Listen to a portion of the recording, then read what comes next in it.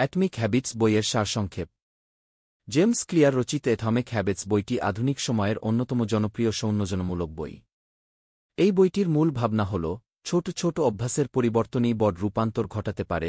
James clear যুক্তি দেন যে আমরা জীবনে বড় পরিবর্তন আনার চেষ্টা করতে গিয়ে প্রায়ই ব্যর্থ হই, কারণ আমরা হঠাৎ করে বিশাল পরিবর্তনের স্বপ্ন দেখি। কিন্তু প্রকৃত সাফল্য আসে ধীরে ধীরে, প্রতিদিনের ক্ষুদ্র, ধারাবাহিক উন্নতির মাধ্যমে। বইটির শিরোনাম অ্যাটমিক শব্দটি এসেছে অ্যাটম বা পরমাণু থেকে, অর্থাৎ অত্যন্ত ছোট কিন্তু শক্তিশালী কিছু। ঠিক তেমনি ক্ষুদ্র অভ্যাসগুলি জীবনের মৌলিক পরিবর্তনের ভিত্তি তৈরি করে। প্রথমেই লেখক ব্যাখ্যা করেছেন কেন অভ্যাস আমাদের জীবনে এতটা গুরুত্বপূর্ণ। আমরা প্রতিদিন প্রায় 40% কাজ অভ্যাসবশত করি, সচেতনভাবে নয়। অভ্যাস আমাদের মস্তিষ্ককে স্বয়ংক্রিয়ভাবে কাজ করতে সাহায্য করে, ফলে মানসিক শক্তি অন্য গুরুত্বপূর্ণ সিদ্ধান্তে ব্যবহার করা যায়। কিন্তু সমস্যা হল, খারাপ অভ্যাসও ঠিক একইভাবে আমাদের জীবনে গভীর প্রভাব ফেলে। তাই ভালো অভ্যাস তৈরি করা এবং খারাপ অভ্যাস ভাঙা, এই দুই দিকেই সচেতন প্রচেষ্টা দরকার। জেমস ক্লিয়ার একটি চমৎকার সূত্র দিয়েছেন, you do not rise to the level of your goals, you fall to the level of your systems. অর্থাৎ শুধুমাত্র লক্ষ্য নির্ধারণ করলেই হবে না, আমাদের এমন একটি সিস্টেম তৈরি করতে হবে যা প্রতিদিন ছোট ছোট পদক্ষেপের মাধ্যমে আমাদের সেই লক্ষ্যের দিকে নিয়ে যাবে।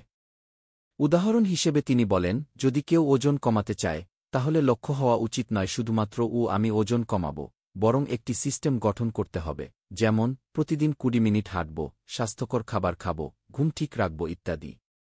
বইটিতে লেখক অভ্যাস গঠনের জন্য 4টি মৌলিক ধাপ বা নিয়মের কথা বলেছেন, যেগুলোকে তিনি the 4 Laws of Behavior Change নামে উল্লেখ করেছেন। 1 নম্বর, কিউ সংকেত। কোনো অভ্যাস শুরু হয় একটি সংকেত বা ট্রিগার দিয়ে। এটি হতে পারে একটি সময়, স্থান বা কোনো বিশেষ পরিস্থিতি। উদাহরণস্বরূপ, সকালে ঘুম থেকে উঠে মোবাইল দেখা, এখানে কি ঘুম থেকে ওঠা হল সংকেত। তাই ভালো অভ্যাস তৈরি করতে হলে আমাদের উচিত ভালো সংকেত স্থাপন করা, যেমন ঘুম থেকে উঠেই বই খুলে রাখা বা ব্যায়ামের পোশাক চোখে পড়ার মতো জায়গায় রাখা। 2 নম্বর, ক্রেভিং ইচ্ছা। সংকেত দেখলে আমাদের মনে কোনো একটি আকাঙ্ক্ষা জাগে। সেই আকাঙ্ক্ষাই আমাদের কাজ করতে অনুপ্রাণিত করে। তাই ভালো অভ্যাসের জন্য ইচ্ছা জাগাতে হবে আকর্ষণীয় উপায়ে, যেমন ব্যায়ামকে একঘেয়ে না করে প্রিয় সঙ্গীতের সাথে মেলানো। 3 নম্বর, রেসপন্স প্রতিক্রিয়া। ইচ্ছার পর আসে কাজের ধাপ। অর্থাৎ আমরা কিভাবে প্রতিক্রিয়া দিই। লেখকের মতে, অভ্যাস সহজ না হলে আমরা তা ধরে রাখতে পারি না। তাই তিনি বলেন, মেক ইট ইজি। যেমন, যদি আপনি বই পড়তে চান, তাহলে মোবাইলের বদলে টেবিলে বই রাখুন যাতে পড়া সহজ হয়। 4 নম্বর, রিওয়ার্ড পুরস্কার। অভ্যাস টিকিয়ে রাখতে চাইলে মস্তিষ্ককে একটি পুরস্কার দিতে হবে। এটি হতে পারে মানসিক আনন্দ, আত্মতৃপ্তি বা ছোট কোনো উপহার। আমাদের মস্তিষ্ক তখন বুঝতে শেখে যে এই কাজ করলে ভালো লাগে, ফলে সেই অভ্যাস দৃঢ় হয়।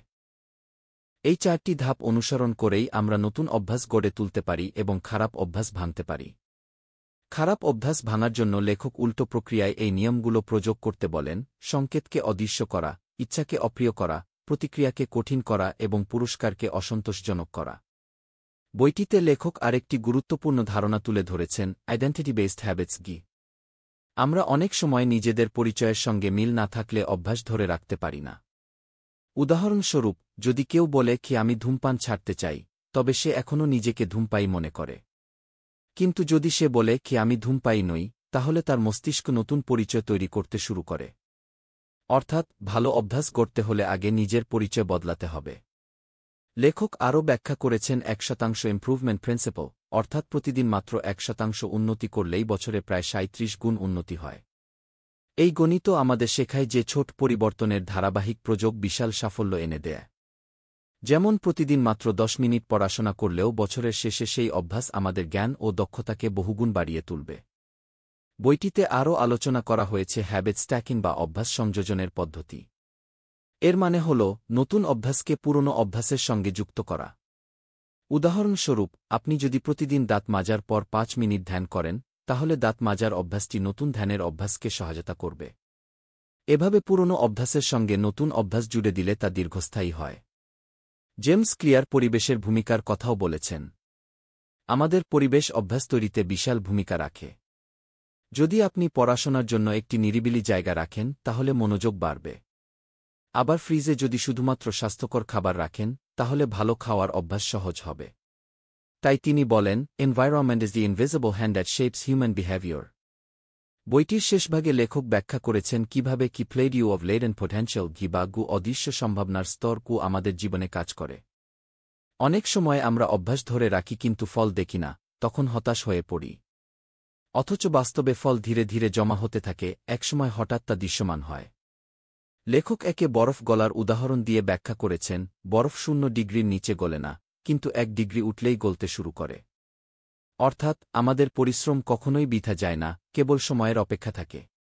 সবশেষে জেমস ক্লিয়ার বলেন, অভ্যাস মানে শুধু কিছু কাজের পুনরাবৃত্তি নয়, এটি হল নিজের চরিত্র, মানসিকতা ও জীবনযাত্রার পুনর্গঠন।